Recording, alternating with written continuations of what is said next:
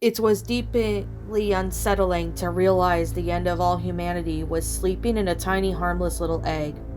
As the dogs traveled further into the Varrock's Mall's nest, a thriving ecosystem of fear and nightmares, they had uncovered a secret that shook them to the core.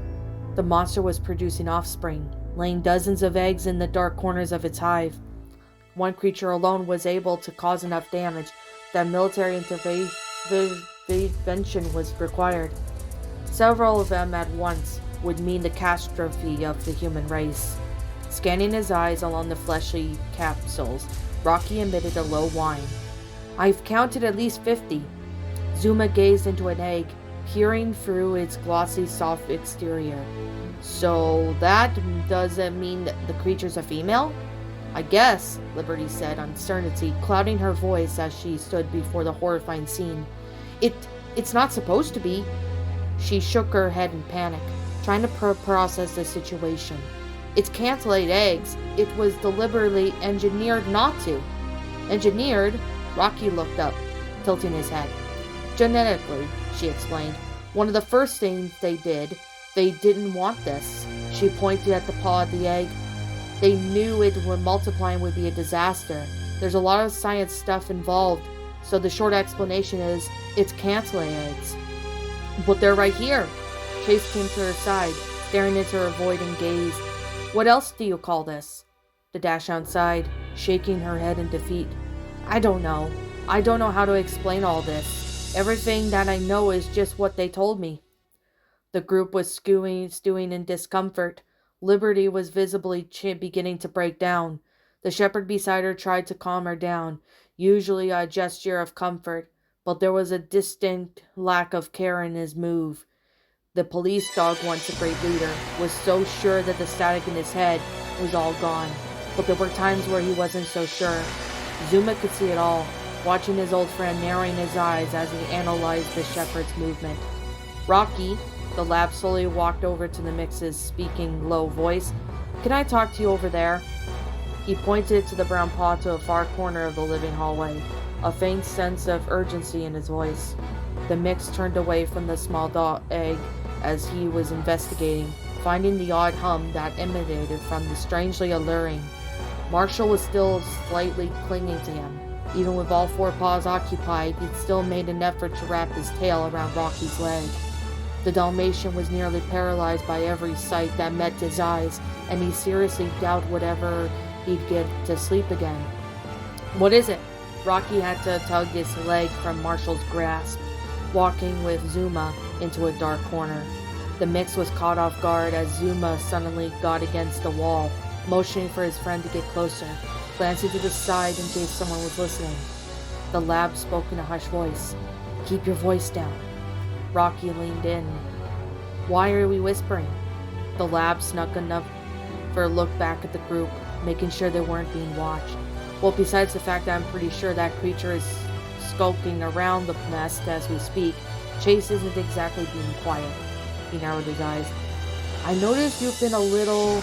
Rocky trailed off, wincing as he tried to get the final words. The Coast Guard immediately caught onto his friend's tone. A what? I've been a what? He said with a growl. Hostile? Zuma raised an eyebrow at the word, slightly baring his teeth. And why do you think I've been hostile? I don't know, the mix said defensively. We're trapped in this hellhole, my paws are soaked in God knows what, and you think I have the time to think about anything? He shook his gray head. What is so important to talk about that we have to whisper? Having seen horrid things, the deaths of two beloved friends, and the animal to end all animals rising in front of their yard, Zuma was forced to put aside his thoughts and follow the team. It wasn't until now that he finally found someone he could talk to, someone he could share his true suspicions. I'm not an idiot, Rocky, Zuma muttered, but Chase seems to think I am. He thought back to the hours before Varrock's Malls emerged when he met the shepherd in the rain desiring answers. He knew something was off, and he certainly knew he was being lied to. I think he's controlling us, the lab hissed. He thinks we're all going to follow everything he says because he wears the shiny badge. Zuma, what are you saying? I'm saying is Chase is lying about Sky, the lab insisted. He had to have been. I've been watching him, Rocky. I've been reading his movements, his eyes. I've been seeing it all. He took a deep breath, lowering his tone to not come off as insane. He she was infected, but she wasn't. And he lied to all of us and tried to pretend she was. His attention now piqued. Rocky leaned in a little further. What makes you think of that? He asked, bewildered at the information being thrown at him. He's been doing nothing but trying to help us. Of course he is, the lab insisted. That asshole is a pathologic liar. He lies perfectly, building a realistic scenario that we can buy into, and eventually he starts believing in his own words. Liberty said the creature doesn't jump bodies, and if it did, it would have left a haluva mess behind. If it was Sky, Varrock's Miles would have either emerged in the lookout at that moment or killed Chase when he was alone with the body. Zuma, do you... The mix looked at the mushy floor. Do you honestly think Chase would murder her? I don't think it's supposed to be murder, he confessed, looking to the side with a hint of sympathy for his police friend. But our best bet is he lives on blind Chase, and then lied when he guessed wrong. Flexing his paws, Zuma felt malice overcame him. I can't stand idly by, knowing that he may have done this, and won't admit it. I swear I secretly hope that he could have died in those vents. What? Rocky exclaimed, his voice beginning to rise. Why would you want that? He's becoming dangerous to us, Rocky. Remember how he nearly pulled a gun on me just because I learned to talk normally? What else do you think he's going to convince himself into going under the disguise of being the right thing? He let out a sigh. I don't even know what the right thing is anymore. But I do know one thing. We need to kill the monster. Of course we do. The Mex ruffled his fur. But it's practically invincible. No, it isn't. Zuma held his gaze. You saw it retreat when Liberty threw the flaming bottle. It was hurt, Rocky. It's afraid of fire because all living things, fire will kill it. So, what are you proposing? I've been spotting the gasoline containers all over the basement. Zuma put a paw to his chin, remembering the metal containers he had found in the corners of the rooms. My guess is they are meant for our vehicles and just were never recovered from down here. If we could flood those around the basement, turn this whole place into a flaming inferno, it'll kill the Varrock's Miles and destroy its eggs. But that'll destroy the lookout, wouldn't it? Rocky whined. Of course it will, he growled, biting back a retort. But would you rather have this tower over our lives? Lowering his head, Rocky wanted to argue, but he knew he couldn't. The lookout was a prized piece that made them who they are, a landmark that could see and recognize as the home base for the Paw Patrol. To destroy it, it would shatter a part of every soul, but it was arguable that the depths of rubble and sky had already been done so. All right, the mix sighed and nodded. But are we being secretive about this? If Chase finds out, he'll try and stop us. Zuma narrowed his eyes, briefly gazing back at the shepherd, who was still gripping with Liberty. Who knows? The very thought of one of us catching on free will seems to agitate him. He likes being the one in control, and the idea of destroying the lookout could make him kill us too. He turned back to his friend. I'll let Liberty in on this, but don't tell Marshall. They'll certainly spill it to Chase. For now, we just keep quiet and follow my lead. Satisfied with his speech, the Labrador licked his paw for the moment and slicked his own fur down. Keeping his tail high, Zuma probably began to walk back, and when the Grey Paw stopped him, narrowing his expression to confusion. Zuma turned back to find his friend with the questioning look. What? Zuma, Rocky said, hesitating as he tried to find the words. His vision trailed along the floor for a moment, discomfort staining his face. Please, he looked up at the lab, sorrow in his brown eyes. Please don't do anything rash. The Labrador gave him an odd look. Rash? What are you talking about? I'm trying to save us all here. I know you've made it clear. Rocky still kept his paw on Zuma's chest, blocking him from moving. But just please... A wince shot across his face, fighting to keep his tongue spit to the words. Look, we lost Sky and we lost Rubble. Painful emotions filled his eyes. His ears lowered. I don't want to lose you too. You won't, Zuma said awkwardly. Come on, let's go. He placed his paw on Rocky and pushed it off his chest. The lab sharply turned back and walked to the group, as Rocky followed behind with a concerned expression. As the two dogs returned to the group, they came across Chase carrying an egg on its back, an action that caused Marshall to immediately back up 6 feet away from them. They had already continued walking through the disgusting hallway. The horrific sightseeing finished. Zuma had already luring the shepherd, although he hated the thought of being hostile to him. At heart, it pained Zuma to gratefully go behind Chase's back, but he wasn't sure if he knew the shepherd anymore. Put that thing down before it breaks all over you. Liberty looked back, quietly snapping at the shepherd behind her. Fine. Chase lowered its haunches for a moment, letting the egg roll off into a puddle of goo. But I thought you wanted something to take home to the Archline Foundation. It's absorbing living creatures, right? Rocky piped up. What if it consumed something that makes eggs and somehow it inherited that trait? Like a frog? Chase narrowed his eyes. But even frogs need a mate before they lay eggs. So are you saying somehow it's inseminated itself? Zuma met Chase's words, quickly challenging them with his own, thus assuming it inherited the genetic traits to begin with. Or it could be evolving, Liberty added, as she walked, turning her head as Zuma ran up beside her, pushing past Chase. It's still a living creature, she added. I'm not surprised if its own body started to try to restore what it engineered out for. That's just kind of how nature works. Are you happy with yourself? Chase flattened his ears as he caught up to the group, his voice leering with sass. Your foundation and their fucking experiments. Bet you're getting somewhere really nice numbers and field data from all this. Don't mind all the people dying.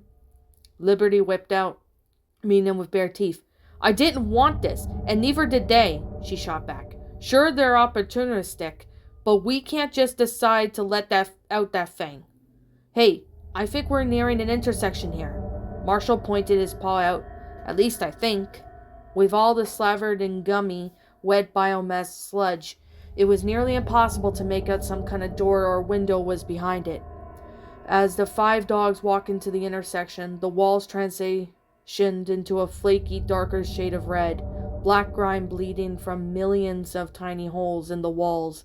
It had a texture of almost sponge if it was left to soak in years in a dirty bucket of mold and rancid water.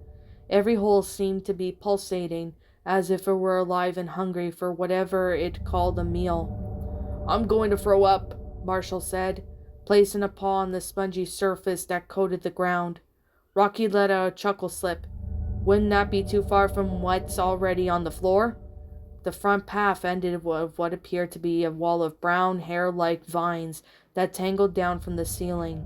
Rocky pushed himself through it and found a thin wall of what appeared to be dried bodily fluid, hardening mid-drip and forming a barrier that closed off whatever path was behind it. Although the organic wall seemed solid, it was incredibly brittle, and as the mix noted the small pieces of its lower section had broken off. I think we're supposed to be a path here. He turned back to the group. But whatever this is, he motioned at his paw at the disgusting barrier, is blocking it. We could probably break through it. Not with our bare paws, Zuma said, as he walked off to the right. Chase approached the left path, an odd eagerness to stay away from Liberty that he couldn't explain. The left hallway wasn't as mangled as he assumed it would be, but with only a few eggs laying around on the usual sight of gore plastered on every surface. Taking a few sniffs of the air, he could faintly catch the scent of motor oil. The entrance to Ryder's garage, it had to be through there. On the right side was a large archway that gave access to an entirely new corridor that wasn't blocked. Zuma hesitated as he took a step down. However, the tunnel looked a horrific form. The faint flickers from the overhead lights, weak and little light bulbs that struggled to push their warm glow through the flesh and muscle had grown over them. They were illuminated what he thought was a metal scattered all over the hallway. Squinting his eyes, the puppy quickly took a step back at the realization that it wasn't the metal at all, it was all bone. Several small bone growths had sprouted in the hallway like a festering pathogen. The walls, the ceiling, and even the floor were not spared. It was like the corridor had teeth, hundreds of them, all waiting for whatever was foolish enough to walk in. Is this still our basement? Zuma whipped around in his face stricken with fear. Indeed, came Liberty's exasperated reply. But whatever Varrock's Miles is spreading down here, it's completely out of control. It's like a whole living thing is growing in here. Marshall gagged as he approached the tangled vine in a jungle of hairs Rocky had addressed. The basement may as well be a living thing now. What does that mean, one thing? Zuma gulped, turning back to the teeth-filled hallway. We gotta get through all this if we're going to escape. This has to lead somewhere. He made a haste over the wall beside the archway, trying to look past the dried matter and veins for any resemblance of the actual wall underneath. You're not actually going down there, are you? Came the fearful speak of the Dalmatian. Well, we have to go somewhere, Chase pointed out. I think Ryder's garage is down here. Let's take that way. Zuma nearly jumped at the chance to come shoot down at the shepherd.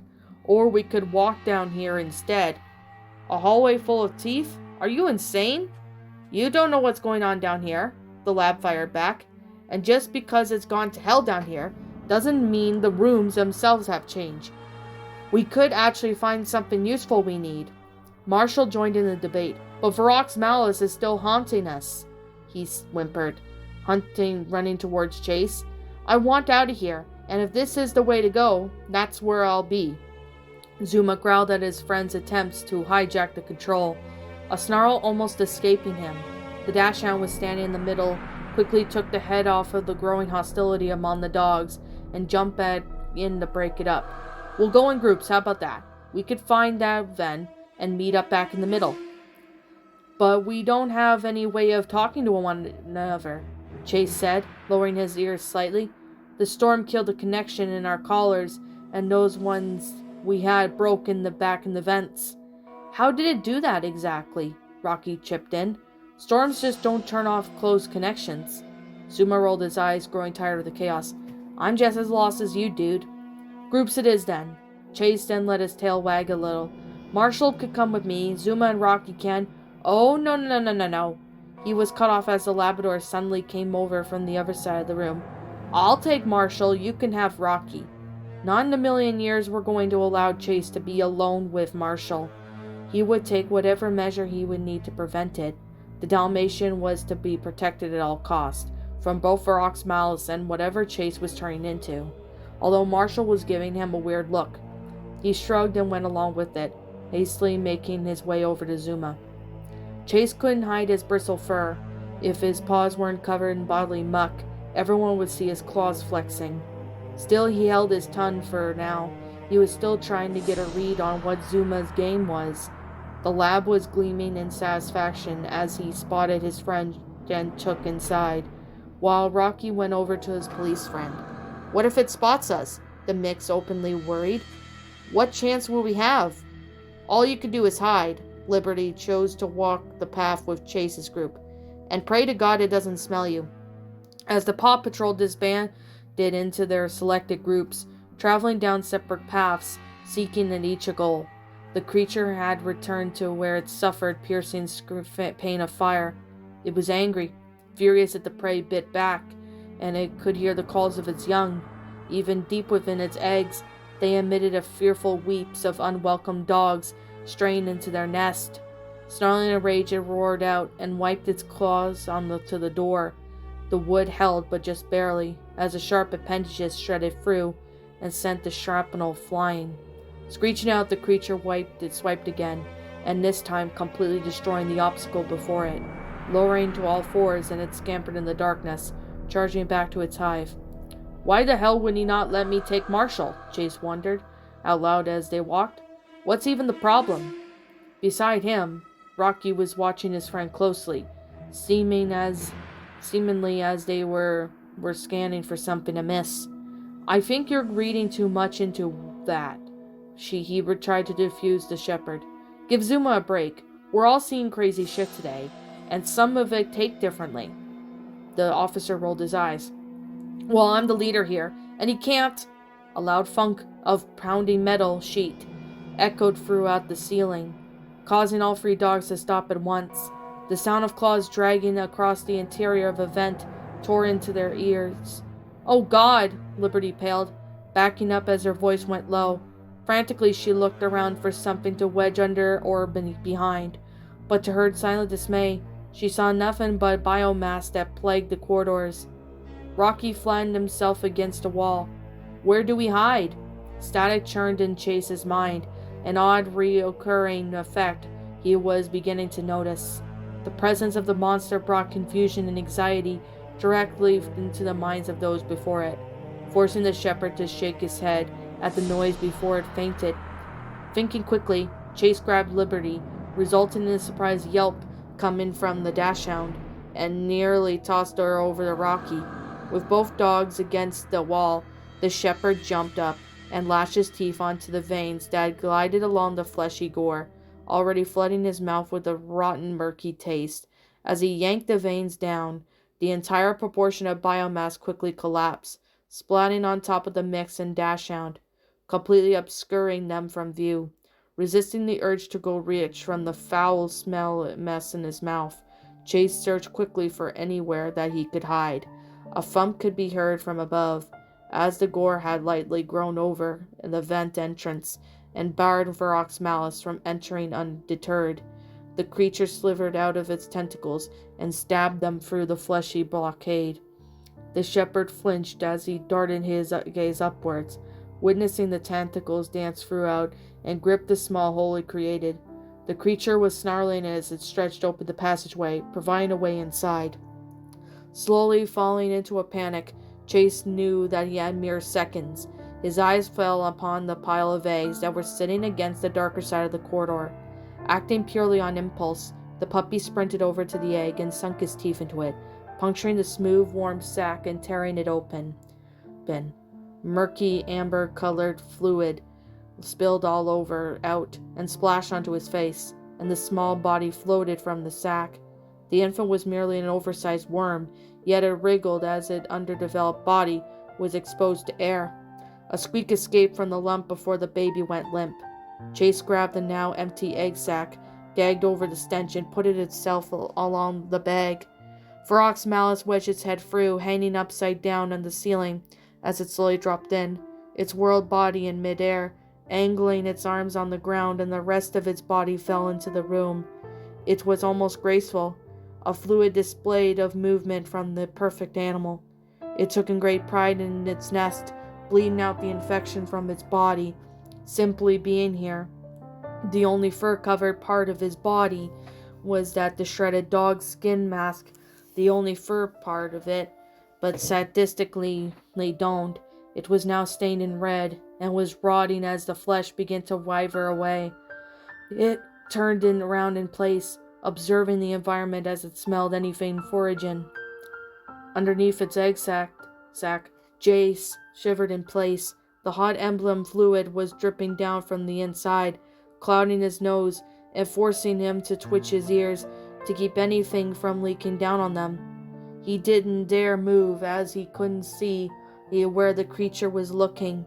A single twitch of the muscle could alert it, and the sinking odd feeling told the shepherd that it wouldn't be happy about one of its babies being prematurely killed. His heart nearly dropped when Varrock's malice leaned down and nosed its egg, tapping its mangled muscle into the side. He didn't know if it had been force-born infant, but judging by the snapping roar of Varrock's malice lashed at the egg, it probably knew it had a general idea. Rocky had to keep his paw over his muzzle to keep himself from screaming. Despite being buried in all the blood, gore, and a small slit gave him a window to peek through. He witnessed Varrock's malice investigate each egg, passing over Chase's disguise. The smell of the broken egg in the room itself was possibly smothering their own scents, leaving the creature unable to sniff them out. Rocky watched it lean up against, gazing off in the distance for a moment, when it turned and walked away from the eggs. He thought the coast was clear when it suddenly stopped moving, standing aimlessly at the middle of the hallway. It suddenly lowered its haunches, squatting its rear down, and a hiss filled the air.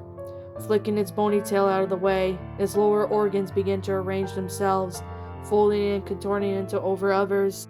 A long red tube extended out from below the base of the tail, reaching out on the ground. The creature quivered for a moment, and then an egg was squeezed out, rolling along on the floor for a millisecond before coming to a stop. Standing up straight again, Varrock's malice stumbled as if it was in mild pain, then retracted the tube and reset its organs to their usual position. Flattening its ears and screeching into the darkness, declaration of its young, the creature charged off at its terrifying speed, hunting down the dogs as it sought to tear apart. Rocky and Liberty pulled themselves free from the pile that they were hiding under. Both of them were now sporting a blood-stained fur. It would never wash out, and Rocky's gray coat was in danger of being permanently stained. Liberty tried to shake herself off as Rocky went to peel Chase from its egg prison. "You okay?" Zuma looked at the Dalmatian, his eyes filled with worry. The dogs were traveling down the mouth with terror, literally in a corridor lined with ingrown teeth. How in the world would they be able to grow was anyone's guess. Varrock's malice was his own twisted biology was leaching into the lookout, transforming it into an entirely new living being. The biomass would consume the entire tower if something wasn't done soon. "No, far from it," Marshall sighed, climbing over a bloody tooth. I hate this. I hate all of this." "I don't blame you. I'll take Foggy Bottom. I'll take Mayor Humdinger. I'll take anything over this." The Dalmatian shook his head. "I'll face every fear in the phobia lexicon over being in a place like this." He quivered, glancing at the perverted dental artwork that was surrounded them in the dark. "So why didn't you let me go with Chase?" Hesitantly, briefly, the Labrador wondered whether or not he should let Marshall in on the plan to turn the basement into an incinerator. It would be irrational not to, but it could lead to the other half of the secret. Zuma wasn't fully aware if Chase was a lost cause or not. A part of him prayed that he wasn't, and a part of them was all ready to throw the cop into the flames if it were meant saving everyone else. "I just want to make sure that you were okay," Zuma lied, although he wasn't entirely untruthful. Chase can be intense and usually leaves a trail of chaos behind. I thought you could probably use a break from all that. Despite the horrors that covered his paws in goo and stained his fur red, Marshall managed to let out a small smile peel onto his face. "Thanks, Zuma. I'm glad we have you." The lab whispered in his reply so his partner couldn't hear. "I swear you guys needed me."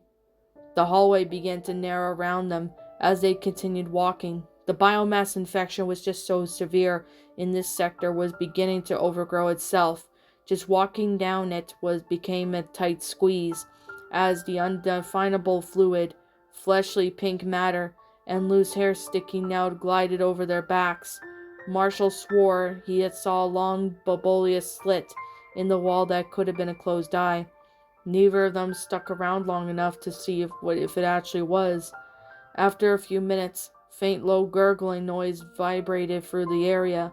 Zuma assumed that it was just the air conditioning, struggling to work around the infection that clogged the vents, but Marshall's mind was only further convinced that the ground they walked on was alive. Eventually they came to the end of the hallway, but it was only an end as far as they could tell, as they couldn't find anything that symbolized a continuing path. "A dead end," Marshall whispered, as they came approach a large cluster of boils and flesh. Chase was right. Zuma wasn't so sure. The Labrador took a few steps closer and sniffed the amalgamation of gore. It couldn't be the end. A reasonable person didn't build a whole hallway that led to nothing. There had to be something behind it. "Don't be so quick to assume that Chase is always in the right," he quipped, trying to get the point across Marshall. "He tends to overlook things." Reaching his paws in, he wedged in a passageway and pushed his head right through. It was severely uncomfortable to end, and he feared his own ribs would be crushed as the biomass pressed onto him on all sides. His movement speed was forced to decrease, pushing further and farther into the dark, tougher mass. He was relentless, and finally reached his paw out and touched aside the flesh and veins as far as he could see ahead of him. Light flooded over his face, bleeding in and tiny exit opening as he was just barely able to reach. "Hey, Marshall," he called out from behind him. "Still here." The Dalmatian kept his distance. "Are you okay in there? It's kinda closing in around you. You're gonna hate this, but you gotta follow me here." "What?" "There's a room behind here," Zuma struggled to say, physically unable to turn the body around. "Just trust me. Keep pushing forward, and don't stop moving." I... Marshall tried to reach a paw forward, flicking his eye over the mass gore that he was supposed to climb on into. "I don't know about this." His breathing quickened, his heartbeat increasing with each step closer he took. The sound of screeching roar echoed behind him, bouncing off the walls from the far back and finally hitting the Dalmatian. The threat was incoming, making Marshall immediately bite his tongue and wince. Taking a deep breath, the puppy forced himself to move forward and wedge his muzzle into the cold, soggy muscle. Zuma managed to birth himself from the mass, falling into a large room with tables and computers. It seemed to be some sort of tech room, and the infection, though, was crawling along the floor, hadn't yet fully consumed anything in the area. Some actual metal cabinets lined the walls, their metal doors concealing whatever secret lay within them. Turning around, he reached his own brown patch into the back of the red cavern, and he felt Marshall's nose blindly smacked against it. A muffled scream emitted as the Dalmatian mistook the paw for an attacker. After a few seconds, Marshall finally grabbed Zuma's paw and was pulled free. Marshall tumbled into the room clumsily, his white fur slavered and bloody red. Thanks." It was obvious that he was biting back tears that was trying to uphold his panic. "Where are we?"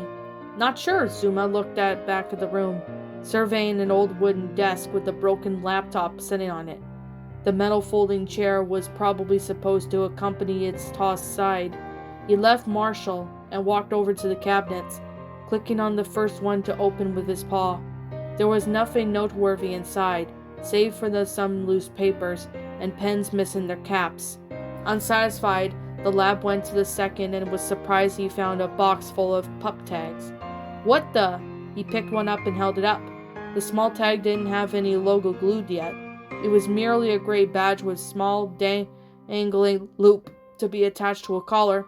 There had to have been at least a dozen in the box, and Zuma realized this was probably where they made and programmed. Shrugging to himself as he tossed the tag back in the box and shut the door. "Find anything?" Marshall asked, trying to jump desks. "Not yet." The lab walked into the third door and opened it. Inside the cabinet was a small rectangular device. It looked like a walkie-talkie, but 7 antennas were reaching out from the top and no sign of a microphone or speaker. He narrowed his eyes, trying to figure out what the technology was. He turned around in his paws, turning it to the side. Zuma spotted a small metal switch with a blinking green light. Curious, the lab slowly moved his paw onto the switch, and after a few seconds of thinking, flicked onto the side. The light green turned off. Suddenly, the low beeping noise could be heard coming from his collar. Zuma blinked in confusion as he dropped the device and moved a paw to his neck, trying to feel the metal tag for anything wrong. The beeping lasted only 2 seconds, then it went quiet. "What the hell was that?" he asked, tapping the collar. "What was what?" Rocky's voice suddenly came through. "I don't know," Zuma frowned. "My collar just made a noise and..." The lab stopped in his tracks, freezing on the spot.